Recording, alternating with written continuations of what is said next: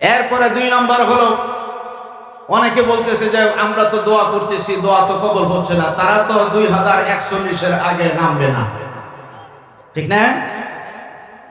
তা আমরা তখন বলতাম একটু ধৈর্য ধারণ করুন, 2 নম্বর দোয়া ইনশাআল্লাহ কবুল হবে, তবে একটু দেরিতে হবে। বিগত 16 বছর পর্যন্ত হাজার হাজার আলেম ওলামাদেরকে, কওমি বলেন আর আলিয়া বলেন, হাফিজি বলেন, যত ঘরানার আলেম হোক, আলেমদেরকে ধরে ধরে রিমান্ডে নিয়ে পিটাইছেন, ঠিক কিনা জোরে বলেন।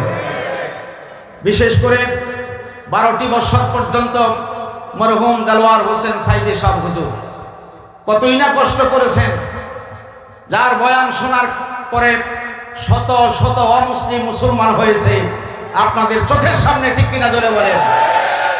ওনাকে বালিশ দেওয়া হয় নাই, 200 টাকা দামের একটা কম্বল বিছানো আর একটা 200 টাকা দামের কম্বল বালিশ বানায় দিয়েছে। 12টি বছর নির্যাতন করেছেন তারা।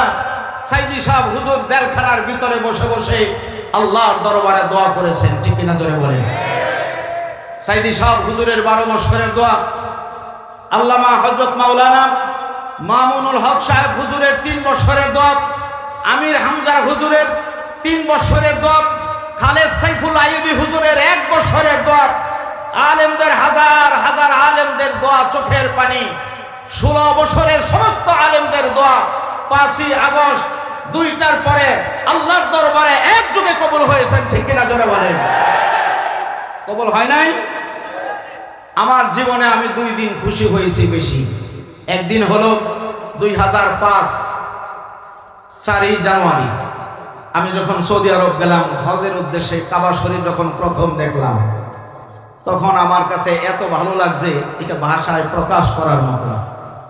2 নম্বর হলো আমাদের হযরত শেখ হাসিনা যেদিন চলে গেলেন, ওই দিনও আমি এত খুশি হয়েছি, এটা ভাষায় প্রকাশ করার মতো না। বাংলার ফেরাউন, ঠিক কিনা জোরে বলে।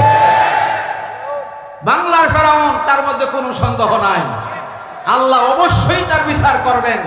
আমরা 2 চোখে দেখে যেতে পারবো ইনশাআল্লাহ, বলেন ইনশাআল্লাহ।